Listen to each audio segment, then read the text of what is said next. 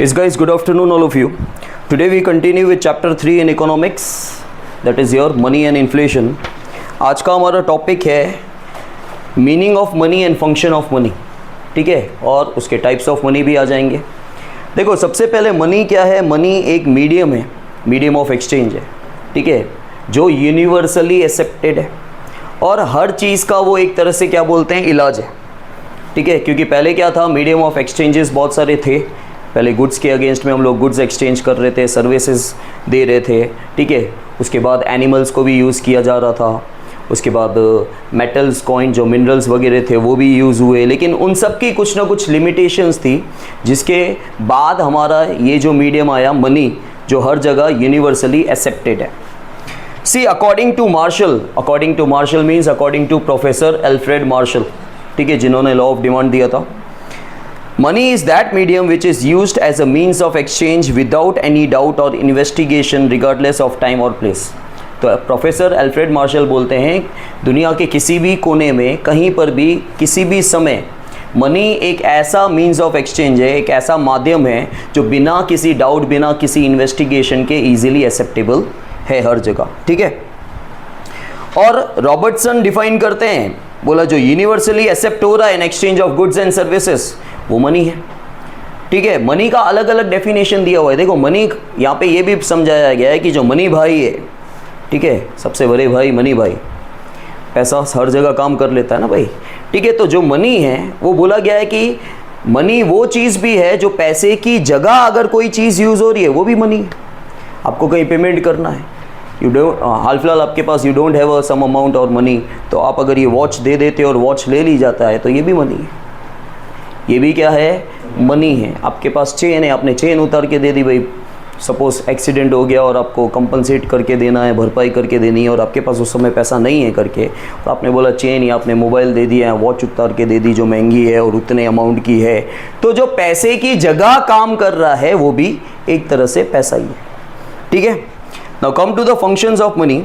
आप कोई भी डेफिनेशन लिख सकते हो, लेकिन ये प्रोफेसर एल्फ्रेड मार्शल वाली लिख लेना, वो बेटर है सबके लिए. नाउ फंक्शंस ऑफ मनी में 3 फंक्शंस हैं. मनी, सबसे पहले money as a medium of exchange, फिर money as a store of value, and money as a measurement of value. ध्यान देना. देखो the most important function of money is to act as a medium of exchange and trade, ठीक है. Medium of exchange का मतलब होता है जब आपको कोई भी चीज़ लेनी या देनी है, उस समय उसके एक्सचेंज में क्या दे रहे हो, पैसा, ठीक है. जब आप ट्रेड कर रहे हो, आप कोई भी चीज़ ले रहे हो तो पैसा दोगे, कोई भी चीज़ बेच रहे हो तो उसके अगेंस्ट में क्या लोगे, पैसा लोगे. It removes the limitation of the lack of double coincidence of bonds and makes exchange easier. तो जो लिमिटेशन था, ठीक है, पहले क्या चलता था, पहले चलता था डबल कोइंसिडेंस ऑफ बॉन्ड. अब आपको पता है डबल कोइंसिडेंस ऑफ बॉन्ड्स क्या होता है, लेकिन आपको ये वर्ड्स नहीं पता है. कल हमने डिस्कस किया था. डबल कोइंसिडेंस ऑफ बॉन्ड्स का मतलब होता है मेरे पास चावल है, मैंने इसको चावल दे दिए, अगर उसको चावल चाहिए, और उसके पास वीट है, मैंने वीट ले लिया. This is called the double coincidence of bonds. हमारी जो बॉन्ड्स है कोइंसिडेंटली सेटिस्फाइड हो रही है. हम दोनों की कुछ ना कुछ वांट है. लेकिन देखो हमने क्या देखा था, पहले के ज़माने में गांव था, सिंपल लिविंग था, उनकी ज़्यादा वांट्स नहीं थी, ज़्यादा नीड्स नहीं थी, तो ज़्यादातर समझौते से एक्सचेंज हो जाता था. भाई तेरे पास गेहूँ है, मेरे को गेहूँ दे दे, मेरे पास चावल है, तू चावल ले ले, ठीक है. भाई उसकी चावल की वांट होती थी, मेरी गेहूं की वांट होती थी, हम दोनों की वांट सेटिस्फाइड हो रही है एट द सेम टाइम. मतलब परचेजर और सेलर की वांट जब सेटिस्फाइड साइमल्टेनियसली हो, एक साथ हो, उसको बोलते हैं डबल कोइंसिडेंस ऑफ वांट्स, ठीक है. जो बार्टर सिस्टम में चल रहा था जब तक सोशियो इकोनॉमिक डेवलपमेंट नहीं हुआ था, तब तक. जैसे जैसे डेवलपमेंट हुआ, हमारी नीड्स, हमारी वांट्स बढ़ने लगी, तो that is a double coincidence of wants. लेकिन यहाँ पे क्या बोला गया, lack of double coincidence of, वो लिमिटेशन था. Double coincidence of wants limitation नहीं था. उसमें तो क्या हो रहा था, एक्सचेंज हो रहा था, सामने वाला हमारी चीज़ ले रहा था, हम सामने वाले की चीज़ ले रहे थे. That is called a double coincidence of wants. लेकिन lack of double coincidence of wants का मतलब होता है उसके पास चावल है, मुझे चावल चाहिए, मेरे पास गेहूँ है, इसको गेहूँ नहीं चाहिए, उसको चाहिए जूता या उसको चाहिए घी. वो हो गया lack of double coincidence of wants, ठीक है. तो लैक का मतलब कमी. तो ये सबसे बड़ी लिमिटेशन थी जो पैसे ने सुलझा दी, ठीक है. क्योंकि क्या है, अब पैसा, अगर आप सामने वाले को चावल चाहिए तो आप चावल दे दो और पैसा ले लो. पैसा आप स्टोर करके भी रख सकते हो फ्यूचर नीड्स को फुलफिल करने के लिए. The farmer can get money in exchange of wheat and then from that money he can buy clothes, rice, ghee etcetera. तो फार्मर ने गेहूं बेचा, उसके पास पैसा आया, उस पैसे से जो चाहिए वो ले सकता है और उसको पैसे को स्टोर भी करके रख सकता है। An individual can spend money to satisfy his present demands of goods and services and also save the money for future to satisfy his future needs for goods and। तो एक बंदे के पास जब पैसा आता है तो वो अपनी करंट नीड्स को सेटिस्फाइड करता है, ठीक है, उसके साथ ही वो पैसे को सेव भी करके रख सकता है फ्यूचर नीड्स को सेटिस्फाइड करने के लिए। Basically money is used as a medium to satisfy the need of an individual by buying goods और सर्विसेज। तो मनी क्या है, एक ऐसा मीडियम है जो किसी बंदे की जो भी नीड्स है उसे सेटिस्फाइड कर रहा है। हम गुड्स या सर्विसेज जो भी बाय कर रहे हैं, बाय करने के बाद वो गुड्स या सर्विसेज हमारी नीड्स को सेटिस्फाइड करता है। Then money as a store of value. See another function of money is a store of value. Money को स्टोर किया जा सकता है इजीली, ठीक है। If a person produce goods and services in exchange of other goods and services, but saving wealth for future needs of goods and services was difficult before the use of money as a means of exchange। बोला जब पैसा नहीं था, चलो आपने खेती की, आपने गेहूँ उगाया और सामने एक्सचेंज कर लिया, सामने जो भी चीज़ थी वो आपने ले ली in exchange, that was a barter system. लेकिन अगर आपने बहुत ज़्यादा गेहूँ उगाया है, ठीक है, आपने कुछ गेहूं अपने पास रखा अपने यूसेज के लिए, अपने कंजप्शन के लिए, बाकी का गेहूं आपने दे दिया सामने, ठीक है, लेकिन और भी गेहूं अगर आपके पास है, बचत हो रही है, तो उसको स्टोर कहाँ करोगे, क्योंकि गोडाउन्स वगैरह नहीं थे। दूसरा कि अगर आप स्टोर करते भी हो, चलो आपके पास फैसिलिटी, आप स्टोर कर सकते हो उसको, लेकिन उसकी क्वालिटी मेंटेन करना, पैसे की तो क्वालिटी कोई मेंटेन नहीं करनी है आपको, ठीक है। दूसरा ये है कि पैसे में ये होता है कि अगर आप किसी को बोलोगे कि मैं कल पैसा चुकाऊंगा, तो उस पैसे की वैल्यू चेंज नहीं होने वाली है, ना कम होने वाली है ना ज़्यादा होने वाली है। लेकिन आप बोलोगे कि गेहूं अगर मैं तुझे 2 साल के बाद ये वाली गेहूं दूंगा, तो उसकी क्वालिटी डिटेरियोरेट होने वाली है। Animals were मॉर्टल and long term savings of values was not possible using them. This made money the most successful means of storage of value in terms of money. तो गुड्स भी देखो ख़राब होने वाले हैं, गुड्स को स्टोर कहाँ करते हैं, एनिमल्स भी मॉर्टल होते हैं, they get sick and die, ठीक है, वो भी कुछ समय के बाद मर जाएंगे, वो बीमार भी हो सकते हैं। तो ये सारे लिमिटेशंस थे बाकी की चीज़ों में, मीन्स ऑफ एक्सचेंज में। तो अब क्या हो रहा है, अब हम पैसा जो है वो सारी ये चीज़ें जो भी प्रॉब्लम्स थी उन्होंने सुलझा दी। This made money the most successful means of storage of value in terms of money. It is easy to have money as storage of value. ठीक है, it is easy to have money as a storage of value. हम money को easily store कर सकते हैं। Now it became possible to get money in exchange of crops and save the money for future needs to buy goods or services. और आपके पास crops है, crops को बेच के आप पैसा आपको इन एक्सचेंज मिल सकता है और उस पैसे को आप फ्यूचर नीड्स को फुलफिल करने के लिए आप स्टोर भी कर सकते हो। Another advantage of using money was that it could be used as a standard of deferred payment. अब ये डेफर्ड पेमेंट क्या होता है पता है, फ्यूचर पेमेंट। डेफर्ड पेमेंट क्या होता है, आज आप किसी को बोलोगे कि मैं आपको बाद में पैसा दूंगा, ठीक है, तो अगर वो मान जाता है, सबसे पहली बात तो वो क्यों मान रहा है, क्योंकि पैसे की वैल्यू ना कम हो रही है ना ज़्यादा हो रही है जब आप बाद में भी दोगे तो, ठीक है। लेकिन अगर आप पहले के ज़माने में बोलते कि मैं आपको गुड्स बाद में दूंगा, तो गुड्स की जो वैल्यू है, मतलब गुड्स की जो कंडीशन है वो ख़राब हो सकती है, कम हो सकती है, ठीक है। तो डेफर्ड पेमेंट को सक्सेस करवा दिया पैसे ने।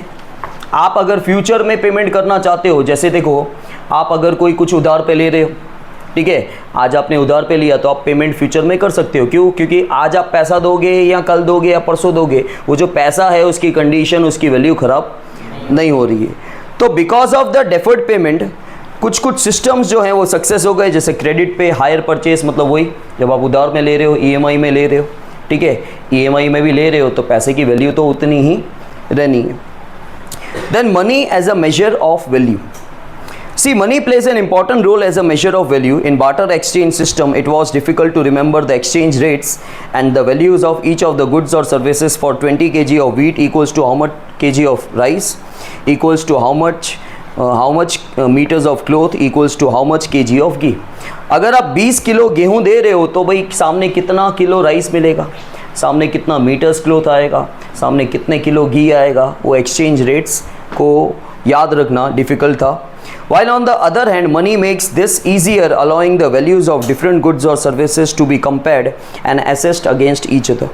Money implies the price system, allowing the measure of price of each goods or services which can be compared to each other. It also allows faster decision making and exchanges. और पैसे के basis पे हमारा जो decision है वो faster हो गया, एक्सचेंजेस भी जल्दी जल्दी होते हैं, और पैसा जो है वो इजीली कोई भी चीज़ आप जो एक्सचेंज कर सकते हो पैसे के बेसिस पे, ठीक है, क्योंकि उसके रेट्स जो हैं, मनी जो है वो यूनिवर्सली एक्सेप्टेड है। पहले काफ़ी डिफ़िकल्टी होता था एक्सचेंज रेट्स में, क्योंकि जैसे मैंने बोला कि 20 किलो गेहूं दे रहे हो तो सामने कितने किलो चावल आएगा, या कितने पैर ऑफ शूज़ आएंगे, या क्लोथ्स कितना आएगा, कितने मीटर क्लोथ्स आएगा, कितना घी आएगा, वो एक्सचेंज रेट्स कन्वर्ट करना या याद रखना काफ़ी डिफ़िकल्ट रहता था, जो पैसे के आ जाने की वजह से सारी चीज़ सुलझ गई। नाउ टाइप्स ऑफ मनी, देखो वैसे टोटल 6 टाइप्स ऑफ मनी होते हैं। सबसे पहले चलता था आपका कॉमोडिटी मनी, मतलब बार्टर सिस्टम में जो गुड्स के अगेंस्ट में गुड्स, क्योंकि आप गुड्स बेच रहे हो उस समय, तो सामने क्या आ रहा है, गुड्स आ रहा है, तो आपको एक्सचेंज वैल्यू क्या मिल रहा है, गुड्स ही मिल रही है, तो उसको कॉमोडिटी मनी बोलते हैं। उसके बाद आया एनिमल मनी, ठीक है, मतलब आप एक्सचेंज में आपको एनिमल आ रहा है। फिर आया मेटल मनी, सिक्के चलने लगे, कुछ मेटल्स चलने लगे, ठीक है। उसके बाद आया पेपर मनी, मतलब जो नोट्स। उसके बाद आजकल आप जो कार्ड्स यूज़ कर रहे हो, ठीक है, प्लास्टिक मनी। और उसके बाद आया बैंकिंग मनी, जो इनविजिबल मनी है, क्योंकि आप उसमें आपको दिखता नहीं है भाई, आप ऐप के थ्रू, बैंकिंग के थ्रू, ठीक है, सिस्टम के थ्रू क्या कर रहा है, आप एक जगह से दूसरी जगह या दूसरी जगह से आपके अकाउंट में ट्रांसफ़र हो रहा है, आपको दिक्कत हो रही है कि वो ट्रांसफ़र हो रहा है, तो उसे इनविजिबल मनी भी कहा जाता है, ठीक है। Since the time of barter system, animals or precious stones were used as the means of exchange and storage of value. तो पुराने ज़माने में एनिमल्स यूज़ हो रहे थे, precious stones यूज़ हो रहे थे, and thereafter metal coins came into existence which were followed by the government regulated notes and currency coins. तो एनिमल्स के बाद, precious stones के बाद metal coins आए, metal coins के बाद जो notes आए या currency coins आए, उसके बाद this was succeeded by the banking system, credit card आए, एंड ई बैंकिंग सिस्टम आया जो इलेक्ट्रॉनिक बैंकिंग सिस्टम है। और इस तरह टाइप्स ऑफ मनी 6 तरह के हैं, commodity money, animal money, metal money, paper money, plastic money and banking money, ठीक है। अब तुम्हारा आज का लास्ट टॉपिक है मीनिंग ऑफ इन्फ्लेशन, मतलब इन्फ्लेशन के बारे में। देखो इन्फ्लेशन का जनरल मीनिंग क्या होता है, प्राइस राइज, ठीक है। When there is a price rise in the product of the goods, that is called a inflation. See, in a simple sense, in a general meaning, inflation means a rise in the general price level. Generally, people considered inflation to be a rise in the price of goods and services, but economics give a clear meaning of inflation. लेकिन economics आपको और deep understanding दे रहा है। According to Dr. A.P. Lerner, वो बोलते हैं a situation of excess demand over supply of goods is called inflation. Actually यही है, इन्फ्लेशन क्रिएट कब होता है, जब आपकी डिमांड सप्लाई से ज़्यादा डिमांड है, सप्लाई मार्केट में कम है, डिमांड, तो लोग जो सेलर्स हैं, जो प्रोड्यूसर्स हैं, वो एडवांटेज उठाएंगे, वो देखेंगे अरे बहुत ज़्यादा डिमांड हो रही है और अपनी तरफ से सप्लाई नहीं है, तो वो क्या करेंगे, वो ज़्यादा महंगा बेचेंगे, भाव ऊपर कर देंगे। According to doctor A.C. Pigou, inflation is set to occur when monetary incomes rises faster than the real income, ठीक है। रियल इनकम मतलब परचेजिंग पावर, रियल इनकम मतलब आपके सही में जो इनकम है वो रियल इनकम नहीं, रियल इनकम का मतलब होता है परचेजिंग पावर, और मॉनिटरी इनकम मतलब जो आपकी पैसे वाली इनकम है वो। तो जब आपकी पैसे वाली इनकम, मॉनिटरी इनकम आपके परचेजिंग पावर से काफ़ी ज़्यादा होती जा रही है, ठीक है, आपके रियल इनकम से ज़्यादा होती जा रही है, तो इन दैट केस क्या होगा, आपकी तरफ से डिमांड इंक्रीज़ होगा, ठीक है। सब देखो एक दूसरे से कनेक्टेड ही है। पहले आप बोलोगे सर डिमांड ज़्यादा है, सप्लाई कम है। अकॉर्डिंग टू डॉक्टर जो A.P. लर्नर थे, वो क्या बोल रहे हैं कि जब आपकी डिमांड ज़्यादा है और सप्लाई कम है, दैट इज़ अ इन्फ्लेशन। लेकिन डिमांड ज़्यादा कब होती है, जब आपकी मॉनिटरी इनकम, आप बोलोगे सर डिमांड ज़्यादा तब होती है, चलो और स्टेप बाय स्टेप जाते हैं। डिमांड ज़्यादा तब होती है जब हमारा परचेजिंग पावर ज़्यादा होगा, लेकिन परचेजिंग पावर ज़्यादा कब होता है पता है, जब आपकी मॉनिटरी इनकम ज़्यादा होती है। सिर्फ परचेजिंग पावर मॉनिटरी इनकम से ऊपर नहीं जाता, वो भी आपको बताऊं। देखो मॉनिटरी इनकम मतलब आपकी जो एक्चुअल इनकम है, पैसों वाली इनकम, वो ऊपर जाएगी तो बट ऑब्वियस है कि आप ज़्यादा डिमांड करोगे। लेकिन जब आपकी मॉनिटरी इनकम ऊपर नहीं भी जाती है और सामने मार्केट में प्रोडक्ट का भाव अगर कम हो जाता है, तब भी आपका परचेजिंग पावर ऊपर जाता है। फॉर एग्जाम्पल 1 लीटर दूध 50 रुपये मिल रहा है, आपके पास 50 रुपये हैं। मैं आपके नीड की बात नहीं कर रहा हूँ, मैं आपकी कैपेसिटी की बात कर रहा हूँ अभी, ठीक है।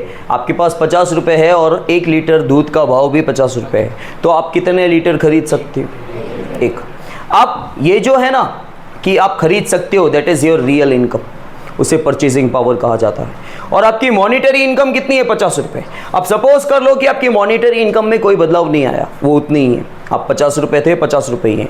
लेकिन सामने दूध का भाव अगर 10 रुपये हो गया तो 1 लीटर का, तो अब आप 5 लीटर खरीद सकते हो। अब देखो, आपकी मॉनिटरी इनकम तो उतनी ही थी, लेकिन आपकी रियल इनकम इंक्रीज हो गई, मतलब आपका परचेजिंग पावर। तो क्या आपकी मॉनिटरी इनकम ऊपर गई? नहीं गई, तभी भी तो आपका परचेजिंग पावर ऊपर चला गया, रियल इनकम ऊपर चली गई। क्यों? क्योंकि सामने भाव, इन्फ्लेशन कम नहीं हुआ, प्रोडक्ट का भाव कम हो गया। यहाँ पे इन्फ्लेशन हुआ ही नहीं था, मैं इन्फ्लेशन का एग्जांपल अभी नहीं दे रहा था, ठीक है। सामने प्रोडक्ट का भाव अगर कम हो जाएगा तब भी आपका परचेजिंग पावर ऊपर जाता है। और अगर आपकी मॉनिटरी इनकम ऊपर जाती है, पैसे आप ज़्यादा कमाने लग जाते हो, तब भी आपका परचेजिंग पावर, मैं आपको परचेजिंग पावर ऊपर कब जाता है, रियल इनकम ऊपर कब जाता है वो समझा रहा हूँ। कि आपकी मॉनिटरी इनकम अगर ऊपर जाएगी, आप ज़्यादा कमा रहे हो, तब भी आपका डिमांड ज़्यादा हो जाएगा, ठीक है। और सपोज कर लो कि सामने आपकी इनकम उतनी है, आपकी मॉनिटरी इनकम उतनी है, 50 रुपये थी, 50 रुपये ही है, लेकिन सामने प्रोडक्ट का भाव अगर कम हो गया, तब भी आपका परचेजिंग पावर ऊपर जाता है, ठीक है। समझ में आया? तो जब डिमांड हमारी ज़्यादा होती है, सप्लाई कम होता है, लेकिन डिमांड ज़्यादा कब होती है? या तो हमारा परचेजिंग पावर ऊपर चला गया या हमारी इनकम ऊपर जाएगी, ठीक है। तो इनकम ऊपर जाएगी तो सामने डिमांड भी ऊपर जाएगी, और डिमांड ऊपर जाएगी और सप्लाई अगर सामने कम हो जाएगा तो क्या होगा? भाव ऊपर जाएगा। Now Dr. J.M. Keynes believed that the real situation of inflation is created with increase in money income beyond the level of the full employment of factors of production. तो यहाँ पे बोला गया है कि इसका मतलब क्या हुआ बताए? Full employment of factors of production का मतलब समझो। आप नॉर्मली एम्प्लॉयमेंट मतलब दिमाग में नौकरी आ जाती है, लेकिन भाई लोगों की नौकरी की बात नहीं हो रही है। एम्प्लॉयमेंट का मतलब होता है एंगेज। एक्चुअली एम्प्लॉयमेंट का मतलब क्या होता है? खाली नौकरी नहीं होता है भाई। एम्प्लॉयमेंट का मतलब होता है एंगेज, यूसेज। अगर आपके सारे, देखो आपके पास फैक्टर्स ऑफ प्रोडक्शन है, आपके पास कच्ची सब्जी बहुत है, लेकिन आपने उसको यूज़ नहीं की, आपने साइड में ही रखी, और अब आप जो तैयार माल है आपके पास, फिनिश गुड्स, वो कम है। आपने जो सब्जी बनाई है, आपके पास जितनी भी कच्ची सब्जी थी, रॉ मटेरियल था, वो सारा रॉ मटेरियल यहाँ पे यूज़ नहीं किया है सब्जी बनाने के लिए। चलो आपने कुछ यूज़ किया, उससे सब्जी बनाई, लेकिन आप सामने क्या देख रहे हो? डिमांड बहुत है और आपका तैयार माल का सप्लाई कम है, तो इससे इन्फ्लेशन होता है, ठीक है। लेकिन इसमें फैक्टर क्या है कि आपकी कच्ची सब्जी सारी यूज़ नहीं हुई है, इसलिए सप्लाई कम है, मतलब ये जानबूझ के हुआ, ठीक है। अगर आप वो सारा का सारा फैक्टर्स ऑफ प्रोडक्शन मतलब वही कि सारी चीज़ें जो प्रोडक्शन में यूज़ हो रही है, वो अगर आपने यूज़ कर ली होती, मतलब फुल एम्प्लॉयमेंट होता। यहाँ पे फैक्टर्स ऑफ प्रोडक्शन का फुल एम्प्लॉयमेंट नहीं है। अगर फुल एम्प्लॉयमेंट हो जाए फैक्टर्स ऑफ प्रोडक्शन का, और उसके बावजूद भी सपोज कर लो कि डिमांड बहुत ज़्यादा है और सप्लाई कम है, तो वो इन्फ्लेशन है, सी कैरेक्टरिस्टिक्स में देखो, constant rise in price levels, हमेशा याद रखना, कुछ समय के लिए भाव ऊपर जाए तो ऐसा नहीं होता है कि वो इन्फ्लेशन है। कंटिन्यूसली, कांस्टेंट का मतलब होता है कंटिन्यूसली भाव ऊपर जा रहा है, ठीक है। Price rise in all the sectors of the economy, भाई हर जगह महंगाई आ गई है, हर जगह हर सेक्टर में महंगाई आ गई है, तब जाके आप बोलोगे दैट इज़ अ इन्फ्लेशन। कुछ जगह चीज़ें महंगी हो गई है और कुछ जगह नहीं हुई है, तो अब हो सकता है ना कुछ जगह जहाँ महंगी हुई है वो जगह, और वो हमारी लाइफ के लिए नेसेसरी नहीं है हाल फिलहाल, तो हम उसको ड्रॉप कर दें। तो ये नहीं लेंगे तो चलेगा ना, हम दूसरी चीज़ों से निपटारा कर ले रहे हैं। तो हर सेक्टर में अगर महंगाई आती है तो इन्फ्लेशन है। परचेजिंग पावर आपका अगर कम हो गया, ठीक है, आपका रियल इनकम, आपका परचेजिंग पावर अगर कम हो गया, ठीक है, आपके मनी की वैल्यू कम हो गई, सामने महंगाई हो गई है, ठीक है, तो अब बट ऑब्वियस आपकी तरफ से डिमांड कम हो जाएगी फिर the rise in price level after full employment is inflation. Full employment का मतलब अब ये आप क्या सोचोगे पता है, यहाँ पे आप सोच रहे होगे कि सबके पास नौकरी है उसके बाद भी भाव बढ़ गया। यहाँ पे नौकरी की बात ही नहीं हो रही है, ठीक है। यहाँ पे full employment of factors of production की बात हो रही है कि ऐसा सपोज कर लो कि जो भी हमारे पास रिसोर्सेज हैं, जो भी रॉ मटेरियल है, सब यूज कर लिए, उसके बाद भी प्राइस राइज होता जा रहा है, that is a inflation, that is a inflation. क्योंकि आपके सारे फैक्टर्स यूज हो गए, ठीक है, उसके बाद भी डिमांड ज़्यादा है और सप्लाई कम है, तो बट ऑब्वियस है कि वहाँ पे इन्फ्लेशन है करके, और डिमांड ज़्यादा है उसकी वजह से प्राइस राइज हो रहा है। कुछ और पॉइंट्स हैं जो हमें इन्फ्लेशन को समझने में सपोर्ट करेगी, वो है when government has kept control over and suppresses increase in price level via rules, laws and subsidies, it is considered inflation even if there is no price rise. It is called suppressed inflation. ये 1 mark में आ सकता है। What is suppressed inflation? suppressed मतलब suppress का मतलब होता है दबा के रखना, प्रेस ऐसे याद रखो, suppress प्रेस एक ही होता है, लेकिन आपको प्रेस नहीं लिखना है। suppress का मतलब दबा के रखना। तो गवर्नमेंट ने क्या किया है, गवर्नमेंट ने आपको दबा के रखा है, अलग अलग रूल्स लॉज बना के, रेस्ट्रिक्शंस इंटरफेरेंस करके, सब्सिडीज दे के, कि भाई आपको एक लिमिट दे दी, इससे भाव ऊपर आपको नहीं करना है, इससे भाव ऊपर जाना नहीं चाहिए, ठीक है। तो even if there is no price rise then also it is called inflation, because government यहाँ पे इंटरफेयर कर रही है, and this inflation is called a suppressed inflation, ठीक है। हम इन्फ्लेशन होता, प्राइस राइज हो जाता, लेकिन गवर्नमेंट ऊपर हाथ रख के बैठी है अपना पे, गवर्नमेंट बोलती है कि इससे ऊपर तो नहीं जाना चाहिए, ठीक है। तो via rules and regulation, law, subsidies जो भी है उनके थ्रू क्या हो रहा है, गवर्नमेंट कंट्रोल करके बैठी है। If in an economy for a shorter period of time, if there is an increase in the price of the limited goods or service, then it is not inflation. भाई कुछ समय के लिए कुछ goods का भाव या सर्विसेज का भाव ऊपर चला गया, दैट इज नॉट इन्फ्लेशन, उसे इन्फ्लेशन कहा नहीं जाता। लंबे समय तक होना चाहिए, वो भी सारे सेक्टर्स में भाव ऊपर जाने चाहिए, तो इन्फ्लेशन होता है। When some factors of production are unemployed and there is a price rise, then producers get an incentive to produce more, so economic activity gets a boost and factors gets employment, production rises and price falls. अब देखो हर चीज़ में आपको inflation नहीं समझा है, अलग अलग points आपको बताई जा रही है यहाँ पे इन्फ्लेशन को बेटर समझने के लिए।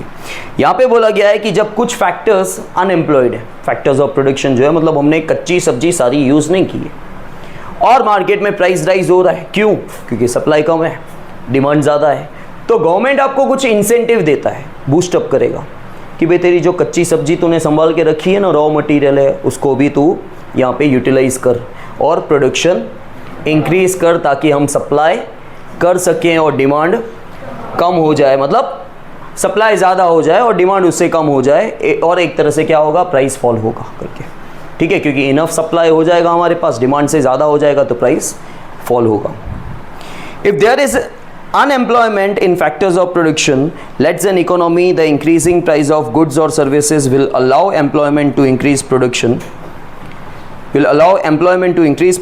to decrease the price of goods and services. तो क्या बोला गया है, if there is unemployment in factors of production, this lets an economy the increasing price of goods or services, ठीक है। अगर कुछ फैक्टर्स यूज़ नहीं हुए हैं तो उसकी वजह से क्या होगा, आपका प्रोडक्शन कम होगा, प्रोडक्शन कम होगा और डिमांड ज़्यादा होगी, तो क्या होगा, गुड्स और सर्विसेज का प्राइस ऊपर जाएगा। इसकी वजह से क्या होगा, this will allow employment to increase production to decrease the price of goods and service. पहले क्या हो रहा है, आपका रॉ मटेरियल पूरा यूज़ नहीं हुआ तो प्रोडक्शन उतना नहीं हुआ, तो सप्लाई उतनी नहीं हुई, सामने डिमांड ज़्यादा है तो प्राइस राइज हो रहा है। तो ये सिचुएशन क्या कर रहा है, ये सिचुएशन जो रॉ मटेरियल बचा हुआ है उस रॉ मटेरियल को बोल रहा है कि यूज़ करने के लिए, भाई रॉ मटेरियल जो बचा हुआ रॉ मटेरियल है वो भी यूज़ करो, प्रोडक्शन को इंक्रीज़ करो, सप्लाई इंक्रीज़ करो, ताकि सप्लाई डिमांड से ज़्यादा हो जाए और कहीं ना कहीं जो प्राइस लेवल है वो नीचे आ जाएगा। Therefore, the increase in price levels in all the sectors of an economy even after full employment is considered inflation. अब सपोज कर लो कि बोला गया है कि जितने भी आपके पास रॉ मटेरियल है सारे के सारे आपने यूज़ कर लिए, उसके बावजूद यहाँ पे क्या हो रहा है, in all the sectors of an economy अगर प्राइस लेवल इंक्रीज हो रहा है, प्राइस लेवल ऊपर जा रहा है, तो इन्फ्लेशन है। देखो पहले तो इन्फ्लेशन क्यों हो रहा था भाई, आपके पास जो भी रॉ मटेरियल है पूरा आपने यूज़ नहीं किया, पूरा आपने यूज़ नहीं किया तो प्रोडक्शन जो है वो ज़्यादा नहीं हुआ, प्रोडक्शन ज़्यादा नहीं हुआ तो सप्लाई ज़्यादा नहीं हुआ, अब सप्लाई ज़्यादा नहीं है और डिमांड ज़्यादा है तो जिसकी वजह से प्राइस ऊपर जा रहा है, इसलिए इन्फ्लेशन हो रही थी। लेकिन उस सिचुएशन को निपटने के लिए क्या बोला गया कि आपके पास जो रिमेनिंग रॉ मटेरियल है वो रिमेनिंग रॉ मटेरियल का भी यूटिलाइज करो ताकि प्रोडक्शन अप जाए, ताकि आप सप्लाई ज़्यादा कर सको डिमांड से भी और प्राइस नीचे जाए। अगर सपोज कर लो पहले से ही आपके पास जितनी भी सब्जी है, जितना भी रॉ मटेरियल है, जितना भी फैक्टर है, सब आपने यूज़ कर लिया, उसके बावजूद भी सब आपने यूज़ कर लिया, मतलब आपके हिसाब से जितना प्रोडक्शन आप कर सकते थे वो आपने कर लिया, उसके बावजूद भी हर सेक्टर में अगर प्राइस का लेवल ऊपर जा रहा है, दिस इज कॉल्ड इन्फ्लेशन। समझ में आया? ओके।